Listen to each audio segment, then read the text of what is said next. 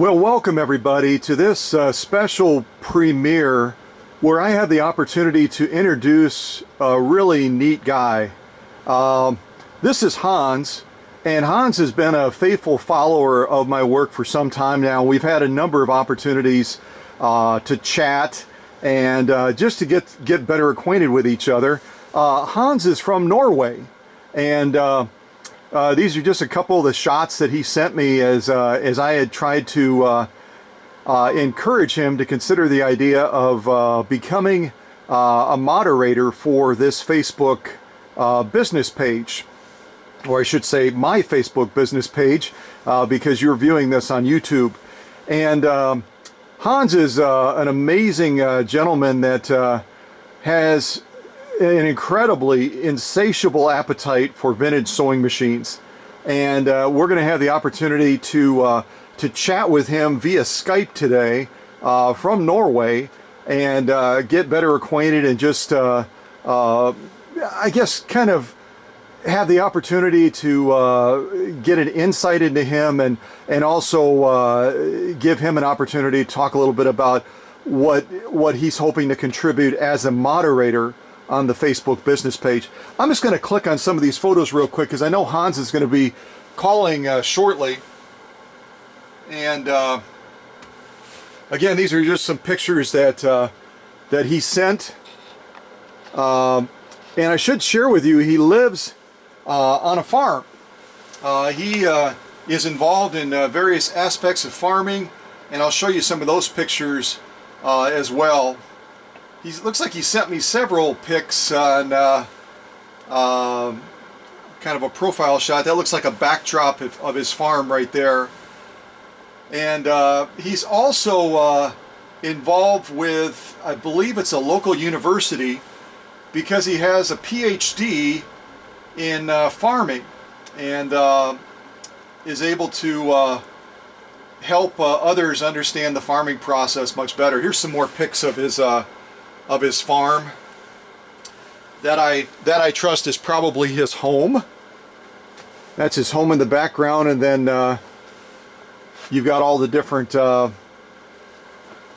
front parts of the farm there in the shot.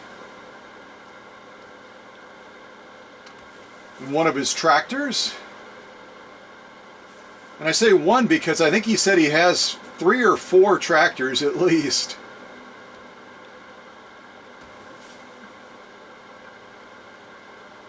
And he's got a number of wooded areas around him, and does a fair amount of logging of that land. I'm not sure if he uses it for heating or if he uses it for other purposes. A couple more of Hans' tractors.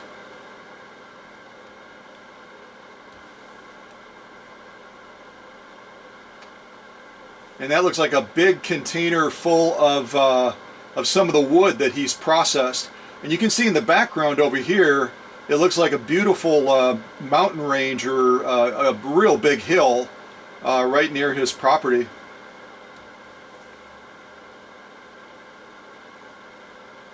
And he is a supporter of John Deere, which is that's great news. I think I had a tractor like that, similar to that at one point. I don't know if that's a diesel or a regular gas one. And Hans also cares for sheep on his property, has various sheep that are part of his farm.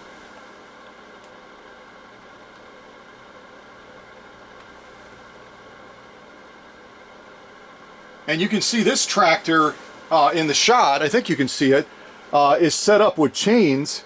They already have snow on the ground there. They probably have a lot more snow than we do, and they might even get more snow than we do in Norway. So he's got that tractor all set up, getting ready to plow to keep his driveways and everything clear. And there's some hay to feed the various livestock that he has.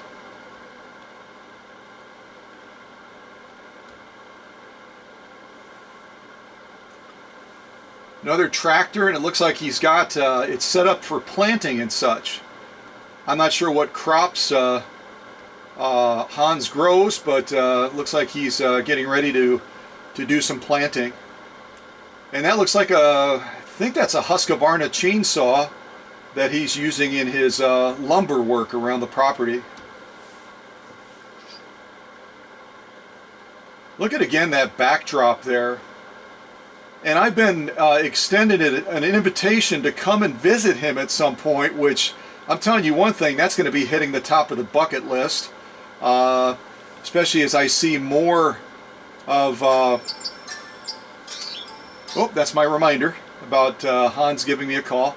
And this is Hans' dog. It's a working dog, German Shepherd, and she is a beauty. Here's another shot of her. Isn't she gorgeous? And look at that backdrop again. All of us, I think, have had the impression or the understanding of how beautiful Norway is, but this really evidences it big time. Hans' property here. Here's another shot of his property. Looks like an aerial view, and I'm not sure how much of this wooded area over here he owns, or this other property over here. Maybe he owns it all. But what a beautiful, beautiful setting, isn't it? Just going to see if there's any other pictures that... here's another picture of Hans with a beautiful landscape backdrop. And it looks like he's got a backpack on, so he must have been doing some hiking. Anybody else want to go to Norway? I'll tell you, you definitely got me. You definitely have me signed up at this point. You definitely got me signed up. And Hans also, I didn't know if he's going to talk about it in our chat today, but he also recently made a trip to Sweden to pick up a Swedish beauty that he had seen advertised as for sale. So yeah, I mean, it's just a phenomenal opportunity to have Hans come on board. And again, he has such an obvious passion for what we do with vintage sewing machines that I'm really excited to have this conversation with him, explore a little bit more about what he's going to be trying to contribute as far as being a moderator on the Facebook business page. I'm just going to adjust this camera a little bit real quick here. What he's hoping to contribute through the Facebook business page, and just his interest in vintage, how he kind of got into it. And I know he's going to be at the university where he helps teach, and he has already a number of machines there, and he's also going to be bringing some additional machines in as well to give us an opportunity to catch just a little glimpse of some of his personal collection.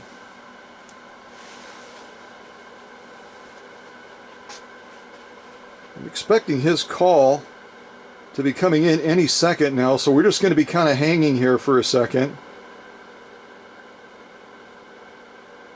And I'm just going to send him a quick note through Messenger, ready for the call. And he and I had tested Skype recently. We tried using Facebook Messenger because Facebook Messenger, as some of you may know, has the capacity to do video conferencing and to do calls as well.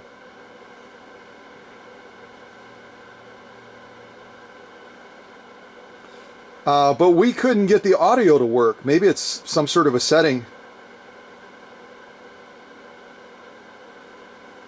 Alright, so I just sent him a note, so hopefully we'll get that Skype call that comes in shortly, and then I'll swing the camera over to my newly acquired computer, which is also a Toshiba, but it's light years beyond my older one.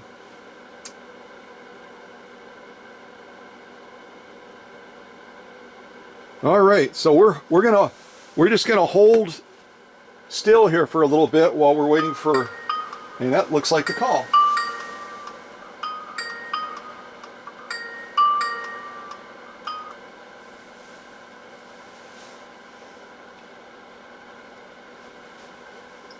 And it's just loading up.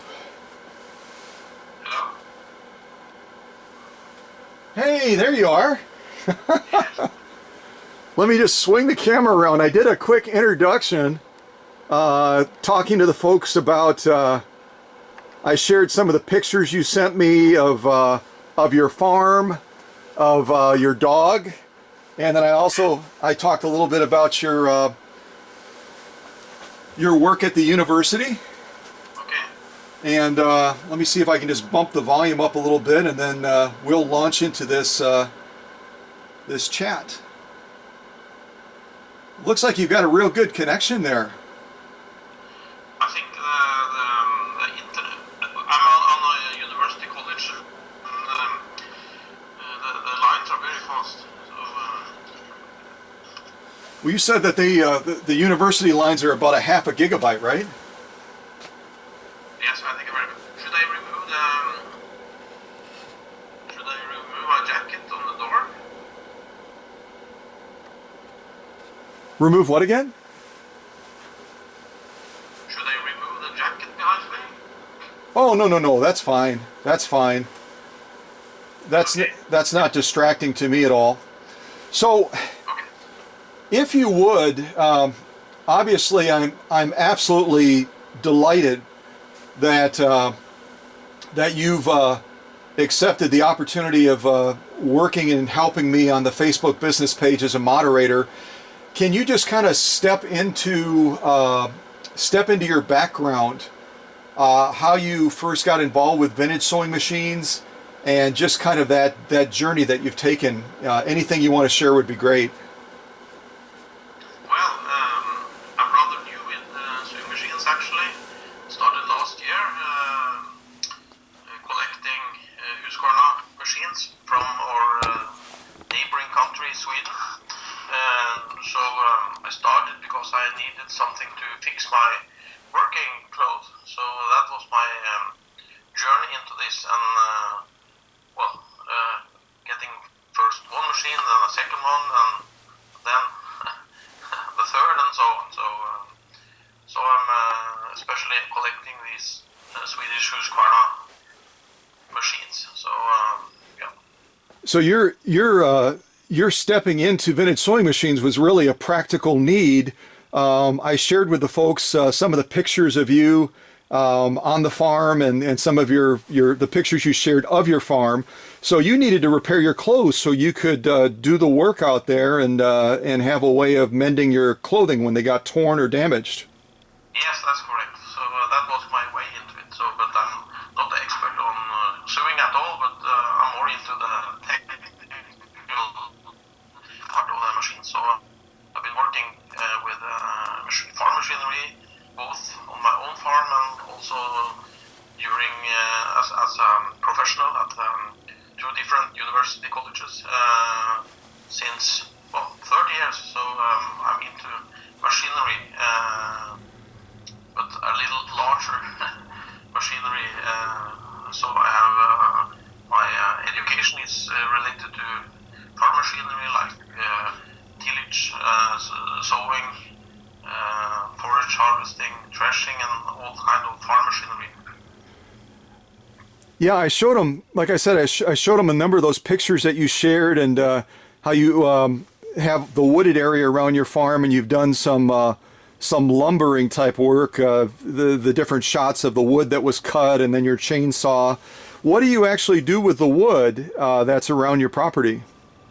Well, I try to fix some firewood for the winter because we have snow at my place about 5 months every year. So it's much winter, so you need something to heat up the house. So instead of using electricity, I try to use as much firewood as possible. Okay, so that's well, and you shared when we talked testing the Skype connection and that in Norway, a number of the fuel sources that we're used to in the U.S., like propane and natural gas and that, it's not as readily available where your property is. So you primarily you use wood for heating, you use it for other purposes, and then are there other fuel sources available to you, or is that your personal choice? Well, that's my personal choice. I think in Norway it's very common to use electricity to heat the houses because it used to be rather cheap, but the price is getting up. So many houses are heated with electricity. So, but a lot of people use firewood as well. So I like that because you get some exercise doing lumber work in the spring, and you have to well, it's a manual work. Yeah, absolutely. Well, in that one picture you shared with me, and I shared it with our friends, is you up on top of a mountain, it looks like, and you've got a backpack on, and you're out there hiking as well. So you enjoy getting into the outdoors and doing physical things. Well, actually, I'm doing this geocaching activity, finding these hidden boxes out in the terrain.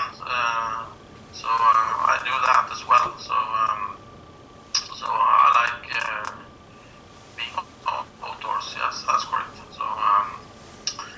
So it's good to be active in this. So Absolutely. Well, what is your obviously this is a new role that you're going to be taking on, and with your professional experience and all of your all of your skills, it's not going to be a great challenge to you. But what are you most excited about as far as contributing to helping people with questions, maybe research and other basic things like that, for people that send questions or inquiries to the Facebook business page? What areas are you excited to contribute to? I think like I told you, Bill O'Rourke, who is from Florida, who also is acting in the same capacity, he just loves research. He loves doing research. He loves seeking out answers, and he likes being able to help people. What areas do you think you're going to enjoy doing as far as this moderator role? well, I'm also a researcher, so I think seeking information and trying to find information, try to help people, try to connect people with knowledge with other people needing that knowledge. Also trying to find digital resources available on the internet, because there's a lot of information available. It could be in another language, so trying to help people to connect, because so many people have vintage sewing machines. They would like to do something, try to get them up and running. A lot of history inside families and so on. So there's a lot of people that needs help and to be able to search information. So I think being some kind of a hub, aiding in that direction, I think that would be one of the goals. But of course also to meet a lot of people on the net, connect with them and try to answer the questions. Well, my English is not perhaps that good, so I think all the United States watchers would understand that I'm not native speaking English, but I hope my English is good enough. And if people don't understand me, or if I say something wrong or use the wrong grammatics and so on, please correct me. So I'm glad to so I would like people to understand me, of course. So. Well, let me say this with absolute confidence, because of the number of contacts I've had over the years with people in America, all over the country, and communicating with them. I think your English is superb, and I don't think anyone will have any difficulty understanding you. I think you're very easy to communicate with, and again, a lot of the communication you'll have on the Facebook business page will be via typing, through Messenger and answering questions that way as well. But there are those folks that like to talk directly. And maybe even though you and I was sharing with the folks before your call came in, even though you and I didn't have any success with Messenger as far as getting the audio to work, it's possible others will be able to communicate with you via Messenger as well.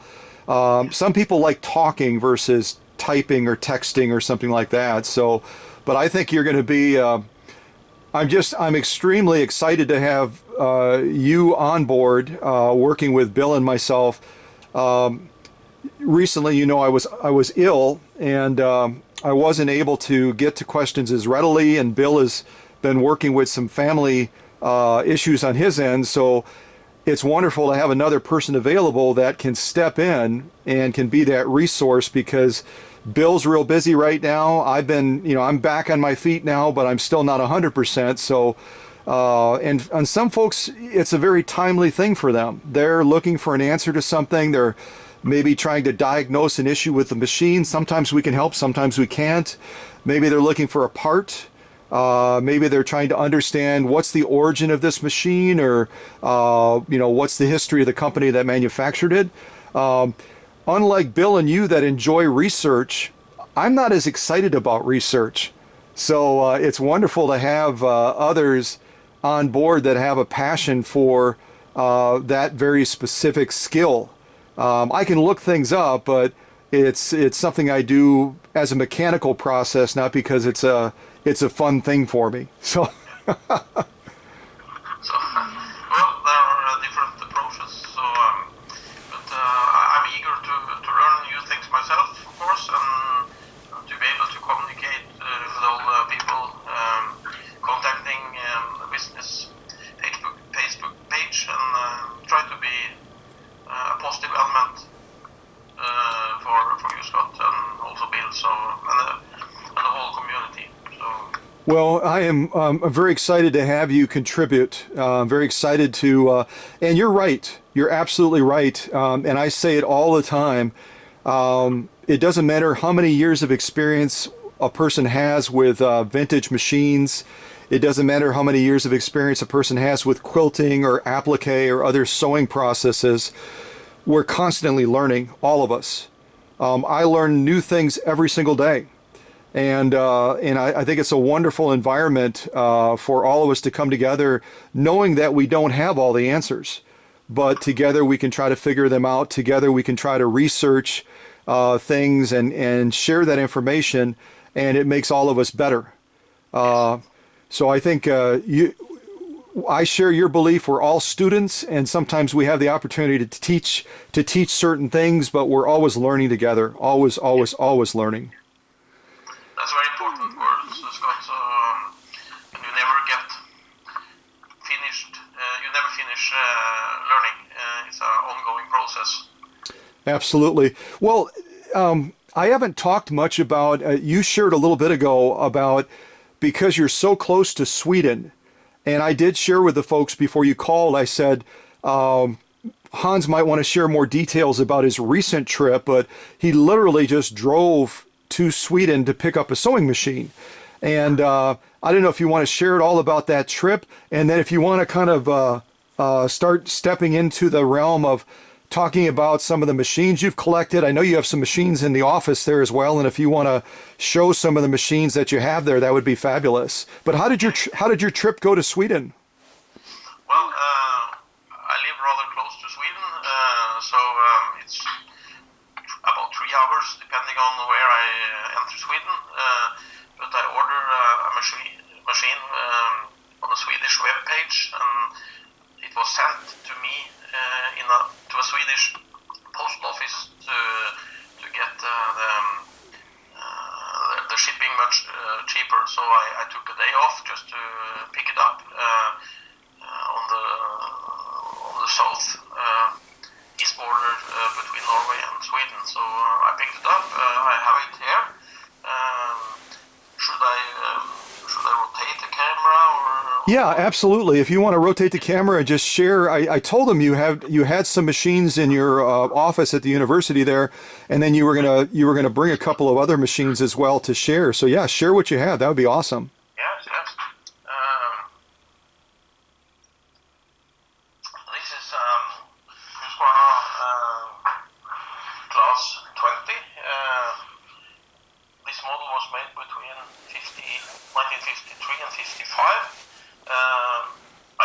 started.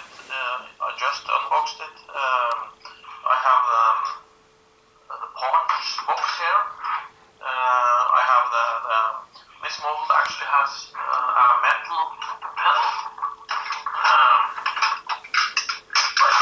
like this, metal pedal for this machine. I love those pedals. I told you that when you shared some of the regular shots of it. Yes.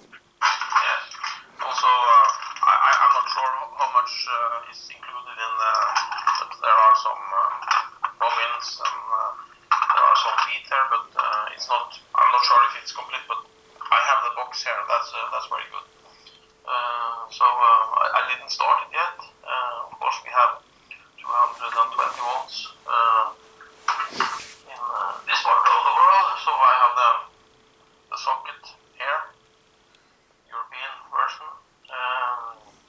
So I'm eager to start this up, but I think I should be oiling it and checking that things are working.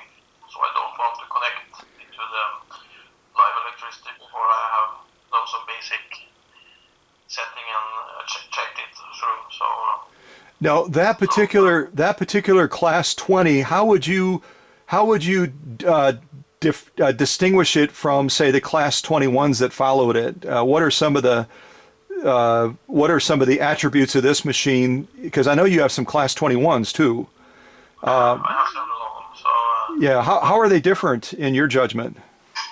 well, this was the first model. The 20 came before the 21 and also before the 19. So on this model you don't have these exchangeable caps. You only have straight and zigzag on this one. So you can select the left needle position, center, and right needle position, just as in the early, all the 21s. But on this one, you don't have this cap, so you don't have this slider that goes in and out. You don't have that on the 20. Sure, because that slider is to access the cams, and this particular machine has the zigzag and such engineered into it, so you don't need to change that out. So Yeah. Also on the type or class 20, and the sign here actually says type or type, means class in Swedish. You have the sign in front. On the 19 and the 21 and all the rest of the machines, this sign was put on the back side. On the back side you actually has a little sign, but it's only the voltage and the engine power on the back side. So this is easy to distinguish 20 and the later 21 models. But otherwise it looks very similar. You have the same bobbin type. You can open this door here. oh yeah, for accessing the bobbin and such then. One difference is just the thread guide is split in two different sections on the 20, but on the 21 this thread guide was one piece, but here it's split in two. So that's also a difference. Also the box, you have this red color. That was the original color for this machine. I found out on this one the book is for the 21, so the book is a little newer than the machine. Oh sure, yep, I've seen that book before. What does the back of the machine look like, Hans? I know you described it. I'm just curious because just off camera from where the computer is right now with our video chat, I have a 19 E Special, and I was just curious. Okay, yeah, so it's got similar setup then.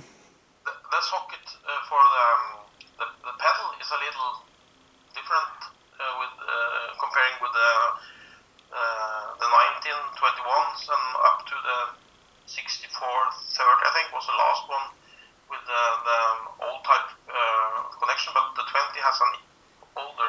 You have these round pins for connecting it. Sure. We have this lamp type of switch for the lamp.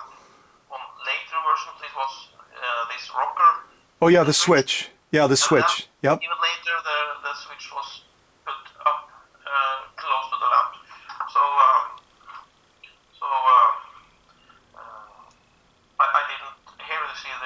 this sign telling them this. It was a type 20, but sub type 220, and you have 80 watts and 25 watts for the lamp. So you have a small, but later on the 21, this sign got bigger, and you have all the information put on one plate. So some of the Type 21s that I've had as well have the same type of rounded plug-in points.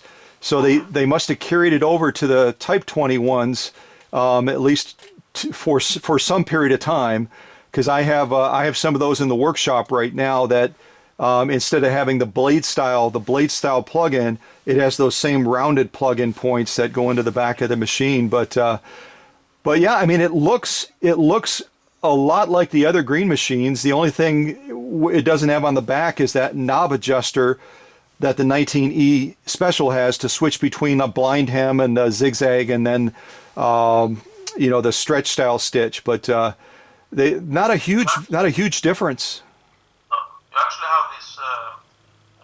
Oh, that's nice. You can open this door like on the Model 19, but the stitch selector is a little different from the 21, and it's sitting a little deeper into the machine. So I have to be very careful first time I'm going to lubricate it. So you can also take off this little part here. Sure. To get access to the inner part of the machine. So. Now, Hans, you explained that the voltage on that, it was obviously European voltage. What size motor does that Class 20 have? Is it a 1.5 amp, or is it rated differently? I'm not sure. It says 80 watts, so I'm not sure of the amperage here. I'm not sure. So I haven't taken off the covers yet. So. Okay, sure. Yep. I have to find out more about that later. So, but I also have a second machine here as well. Sure. Yeah, I'd love to see it. Yes. Let's do it this one. Lean backwards.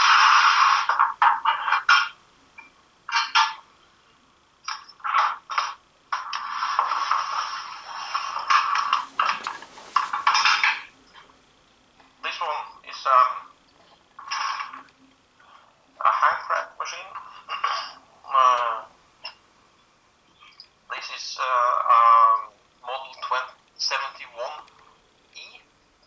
I'm not sure about the year, but I think 66, perhaps 67. I love it. That's awesome. So this is a straight stitch machine, and it's sitting in this. It has its own case, and it's sitting in a wood frame. No parts included. I got this one some months ago.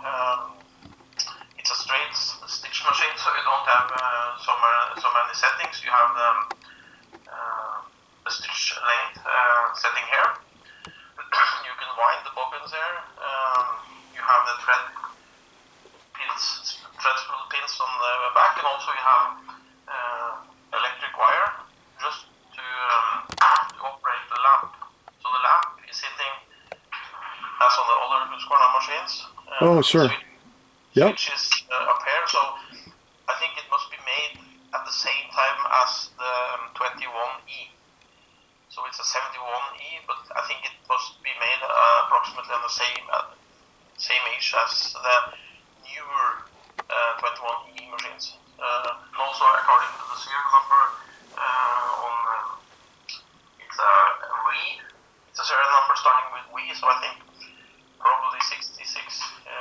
I'm not sure, but I've seen some of these machines with an electric motor, but I was lucky to get one, a manual one, a hand crank version. So I think it has been rather little used. It hasn't seen much use, so I'm not sure where this machine came from. I bought it from a private person, but it could have been sitting in some short. The parts were sitting rather. The main shaft was sitting, so I had to loosen it with some lubricating oil, and now it works rather good. So, but you only have this straight stitch, no zigzag on this one. So it's very simple, and it's called rotary. So many of them which for us without zigzag were called rotary. So. Well, and that's partly because the hook system in there is going to be different than some of the later model green machines as well. Yes. Yeah. Now, what?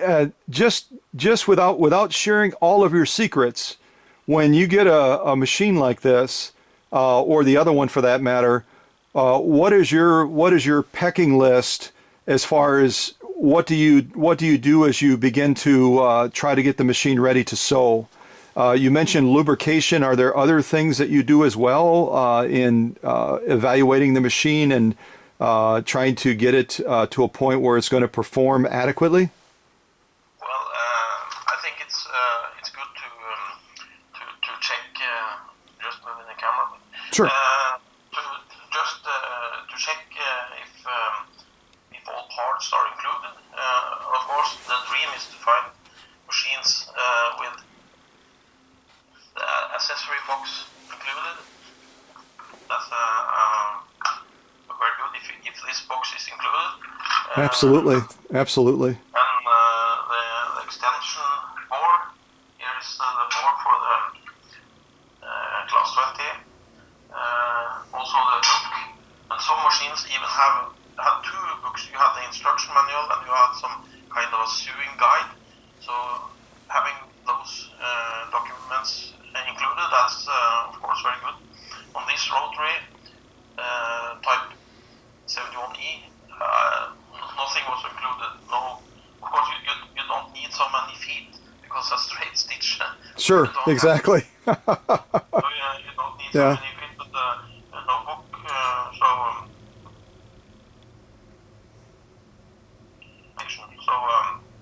going through the machine, checking that it's working. I think it's not very smart to connect it to the live electricity. The first thing you do, because you have to. These are machines with some years on their back, so it's not wise to. It's a matter about safety, and I think the legislation can vary between countries. So you're supposed to follow the local rules about using electricity. Sure. Check if things are working, if some dial or some lever that is sitting, you have to try to find why is it sitting. Not use force at all. Try to see the different part of the machine. Is everything included? Is something stuck? Is something destroyed? Try to learn. Those are all excellent benchmarks to evaluate the machine, and I agree. The electricity factor, no matter what the voltage is on the machine, I've had situations even where the wiring looks really good. The wiring looks like it's been preserved well. There's no frayed wires. There's nothing like that. I plug it in, and unbeknownst to me, like you had said on the one machine, you haven't taken the motor cover off yet. Unbeknownst to me, one of the machines, I hadn't taken the motor cover off because everything else looked really good. And there was a wire that was loose and grounding out on the body of the machine. And all of a sudden I plug it in, I hit the foot control, and I got zapped because it wasn't wired correctly. So yeah, it's better to be safe than sorry, that's for sure. Yes, absolutely. So, and also to clean the machine as good as possible. Try to, well, this on the old machines you had this loose or this thread guide that is sitting with two screws. I think it could be smart to take it off because it's very easy to get to damage it. So and some of these thread guides have been bent several times, so they can easily fracture. So try to find, to check all the functions without using the electricity, but you can check almost everything without actually. You could also, on many machines, I take off the engine. I'm not sure if I'm allowed to do that in my country, but still I do. So, I also try to check if the wires are sitting with their screws. I don't think I'm allowed to do that either, but it's very important to check that about the safety. Well, I think it makes sense to check those things, and you know, the basic wiring on the machines, you don't have to be a licensed electrician. You can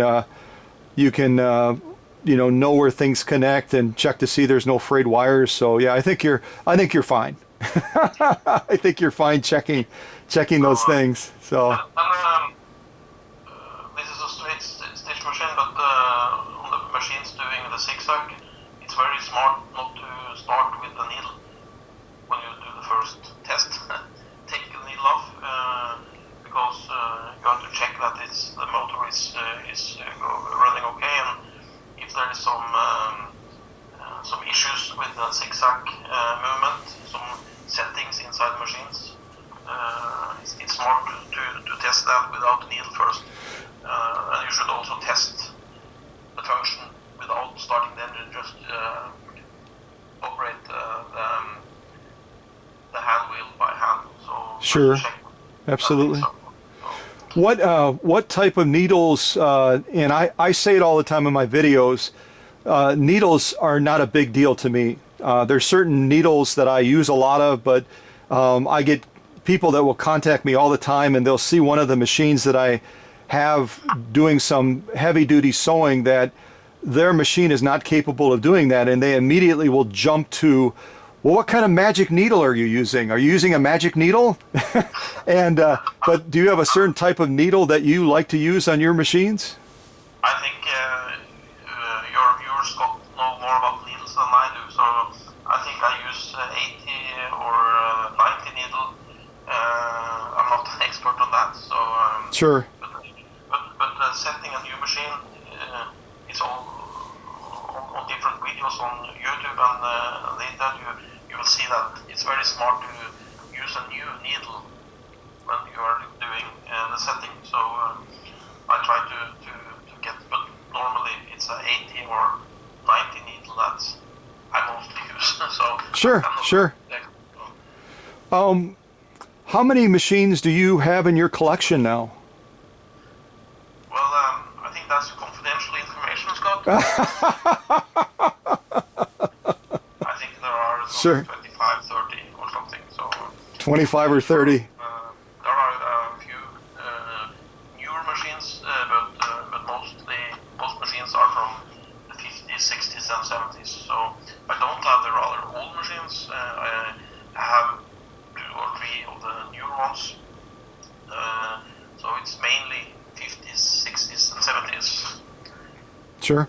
Well, I will tell you, even though it's confidential as well, I have many more machines than that, but I'm sure with you being so close to Sweden and having you know, an interest in acquiring more machines, your collection will continue to grow, no doubt. Yes, so it's good to save machines that you happen to stumble upon. I'm focusing my collection on these Swedish machines.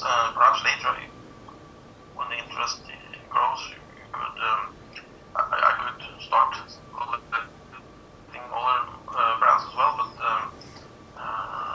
I think it's good to start with some certain age of machines and one brand, and then collect even more. I have a few, 2 or 3 Berninas. I have some Japanese machines as well, but the focus is on these Swedish machines because I remember this nice color from my childhood. Some family members had these machines, so I remember this nice color. So I happened to get Husqvarna when I started, when I bought my first machine for this my working clothes, and well, so that's how it started. What do you have It a could have been another brand as well. out of the out of the Swedish machines that you're collecting? Do you have a favorite?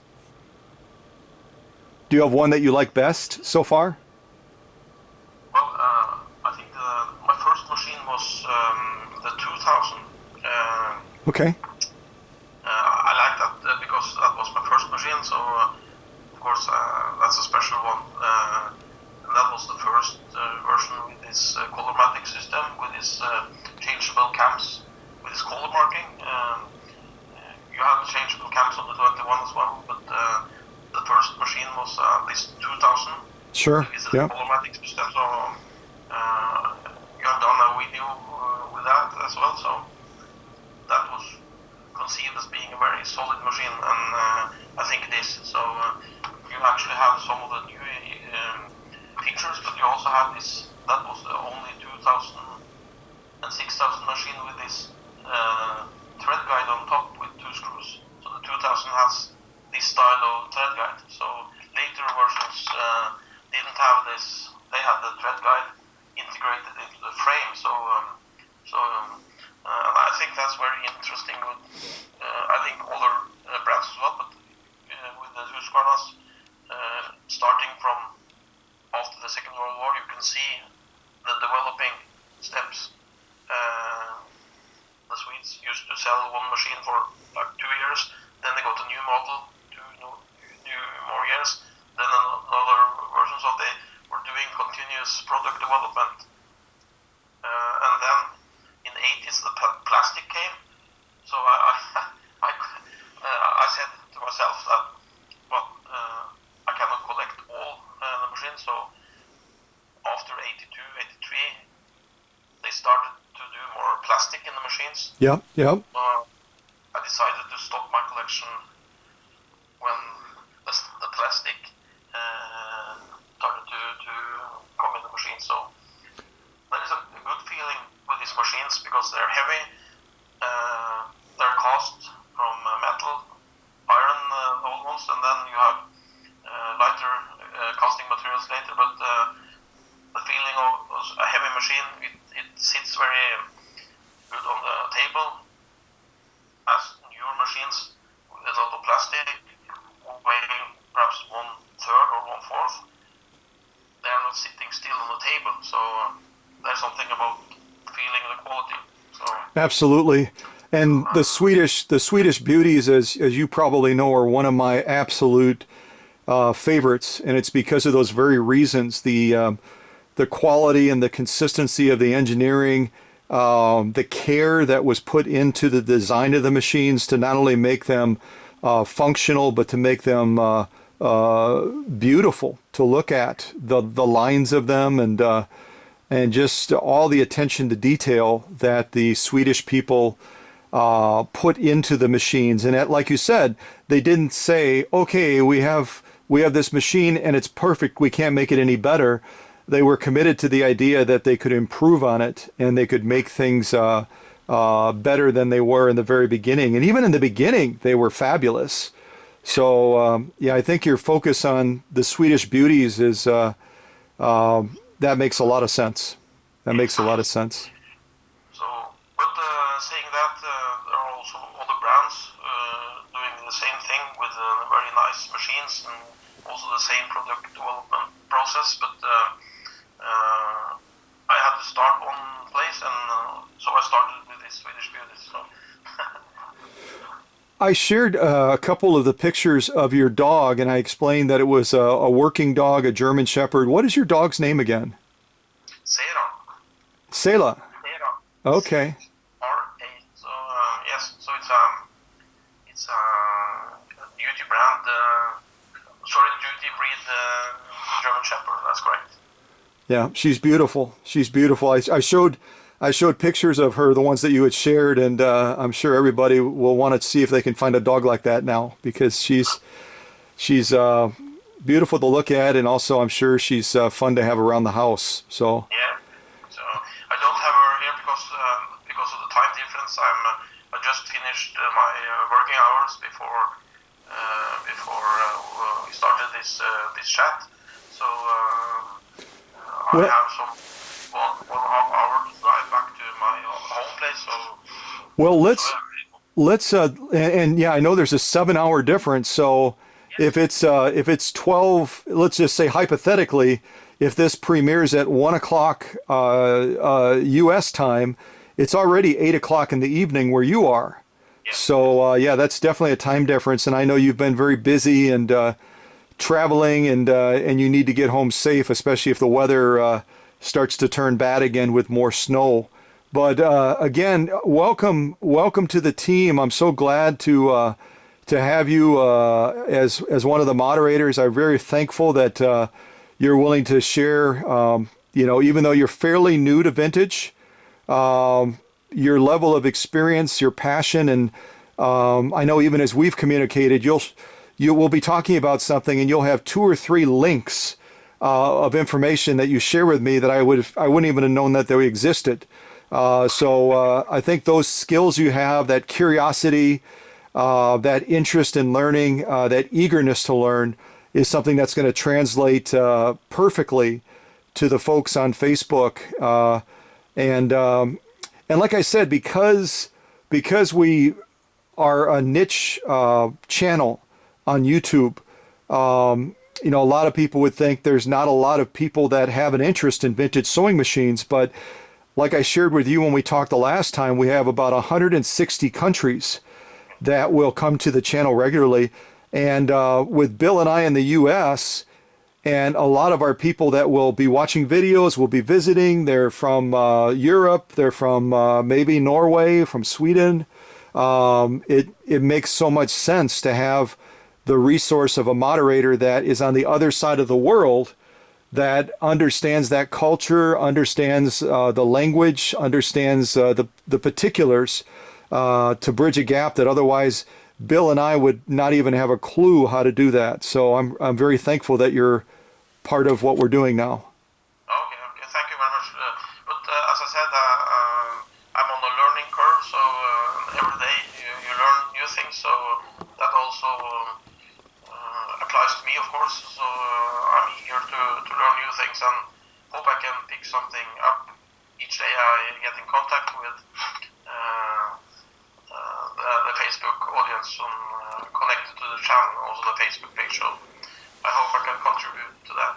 Well, and the other thing I'd like to offer, even beyond that, because we do get regular inquiries all the time, questions, assistance requests for research and such, but also because of your experience in finding interesting articles in that, I'd also like to consider the idea of giving you an added role where if you wanted to post something of interest on Facebook, something that relates to maybe a machine that I featured recently, and you find an interesting article, or you find interesting information that relates to it, I'd love for you to feel free to share that information as well, because I don't remember to say everything. I don't remember to share everything. And it would be great to have you, if you're comfortable doing that, to just jump in and say, oh yeah, by the way, relating to this class 21, here's an interesting article, blah, blah, blah, about whatever it was. And I think that would give your role even more distinction in sharing information that will be valuable to everybody. So. Yep. All right, well, I'm going to wrap this up. Do you have any questions for me before we wrap up, or any other comments? Well, thank you for being able to join with you and Bill. I hope I will do a good job for you and the listeners. As I said, I like to learn new things, and I hope I can contribute, even with the language, not a barrier, but different languages, and there are some different time zones and so on. I also have a busy professional life, and I have this little farm and everything, so from time to time I can be a little busy, but I hope I can, if I can answer people on all the times of the day than you can, so I hope together we will make a good team. Absolutely. And just like I said to Bill, all of us have things going on all the time, and I totally understand your time is limited sometimes. You have other commitments, and whatever you're able to contribute, I'm grateful for. Whatever time you can give, whatever assistance you can give, I know will benefit everybody. And not only the people on Facebook, but it will also benefit people on the YouTube channel as well, which has even a further reach, because I've been getting into the habit now of promoting the activity on Facebook when I do certain videos on YouTube, so it gives that extra exposure as well. So, you know, I think whatever you can bring to the table will be very, very good. But I better wrap it up and let you get home now, because you have a drive. You have about a half hour to 45 minutes still, or further. It's actually 1.5 hours, so it's 90 minutes. So, but I take the time I need, so no problem. So. Okay, well, I'll let you wrap it up. Thanks again for chatting, and what I'll do is I'll send you an invitation through Messenger, and it'll basically say it'll have a link, and then you can click the link, and then it'll allow you to accept the role, and then you can have access to all the stuff behind the scenes. Okay, thank you very much. All right, thanks, Hans. Yep, bye. Okay, bye bye. Bye.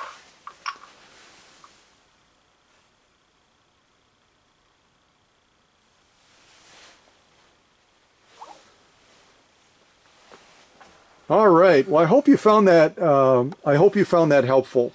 I know that I'm really excited to have Hans join the Facebook business page as a moderator / editor, and I know he'll be able to provide a lot of resource to all of you that will on occasion have questions. You'll have requests for research. You'll have inquiries about your particular machine. And I think it's neat to have Hans, because he is very, very new. But even in this short amount of time, he's only been involved with vintage for a little bit over a year. Even in that short amount of time, he has just garnered so much information and so much knowledge and so much passion for what we do.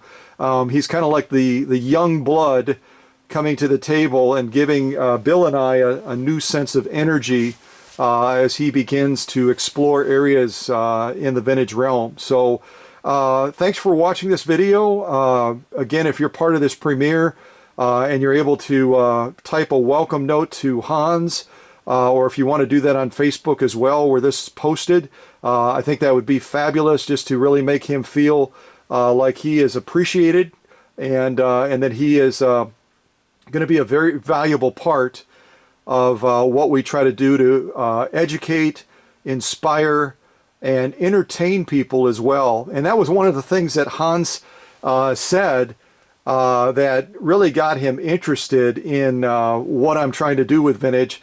He said, I like how you bring entertainment, you bring excitement, you bring fun into something that other people might see ordinary and drab. And that's something I'm absolutely going to continue to do. I think that our area can attract a lot more people, young, middle-aged, and certainly beyond middle-aged, if we can show them that this is something that is fun, is exciting, is historical. And so, again, welcome aboard, Hans. Great to have you as part of the team, and most importantly, as part of the resource that we can offer to all of our friends on Facebook and our friends on YouTube as well. So God bless you guys. Stay tuned for other great videos like this.